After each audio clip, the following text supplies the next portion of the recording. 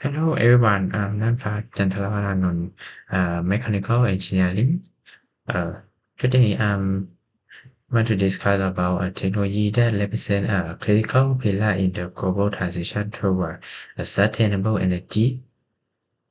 Fuel cell electric vehicle or FCEV, while battery EV have gained a significant traction. FCEV offer a unique set of advantage and engineering challenge that make them indispensable for the future of the hydrogen economy. So what is FECV? FCEV? So let's start with the basic. What is the FCEV?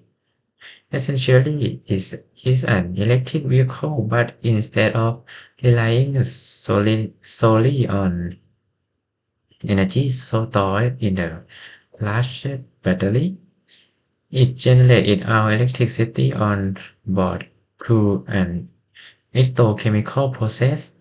The primary fuel is the hydrogen gas or H2. One interesting fact not shown here is that the hydrogen has the highest energy density by mass of any fuel, about 120 to 124 megajoule per kilogram, which is nearly 3 times more than gasoline. This allows for long-range travel without the heavy weight of traditional battery, and as you can see, the environmental benefit is clear. Zero tailpipe emission, with the only byproduct being pure clean water. Let's look under the hood at the fuel cell itself. In automotive application, we primarily use the polymer electrolyte membrane fuel cell or PEMFC.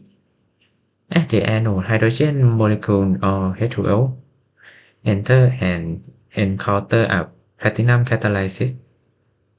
This catalyze strip the electron from the hydrogen. These electrons are then forced through an external circuit, creating the electrical current that power the car.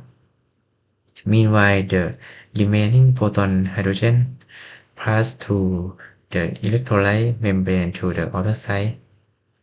At the cathode, these proton and electron meet with the oxygen or O2 from the ambient air. They combine to form water or H2O.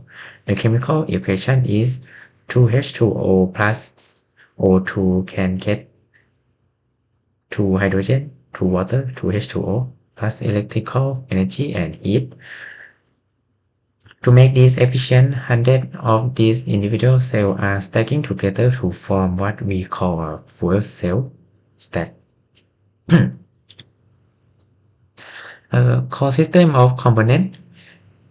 Beyond the stack, the system architecture is quite sophisticated. We have high pressure hydrogen tank, typically reinforced with a carbon fiber to store the fuel at 700 bar. The system also includes a small high-velocity, high-voltage battery or supercapacitor. This isn't for a long-range storage. Later, it is a buffer to handle the transient power demand like a sudden acceleration and to capture energy during the regenerative braking. We also have an air compressor to ensure a steady supply of oxygen to stack, and of course the electric motor that provides the torque to the wheel. A common question is FCEV or BEV. Both have their place. FCEV shine in the leveling speed. It takes only 3 to 5 minutes to fill up the hydrogen tank in terms of system weight. FCEV are much more lighter for the long distance. If you wanted a truck to drive 1,000 kilometers, a battery would weigh several tons, where a hydrogen system remains relatively light.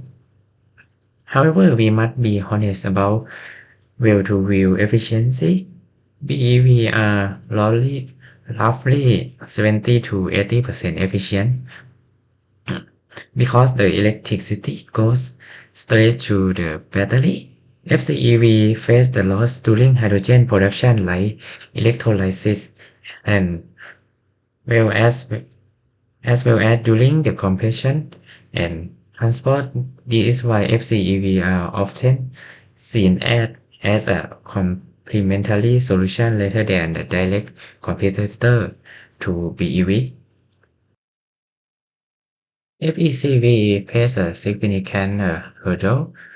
First, thermal management is perhaps the biggest fuel cell operated at relatively low temperature, around 80 Celsius, because the temperature difference between the car and the outside air is small. It is much harder to reject heat. This requires very large radiator and advanced aerodynamics to pull in enough cooling air. Then there is a fluid dynamics. We have a Goldilocks problem with water. The membrane must stay moist to conduct the proton, but if there too much water, it causes flooding, which blocks the gas from reaching the catalyst. Managing this water balance while driving in different climates is a complex control problem. And lastly, the infrastructure.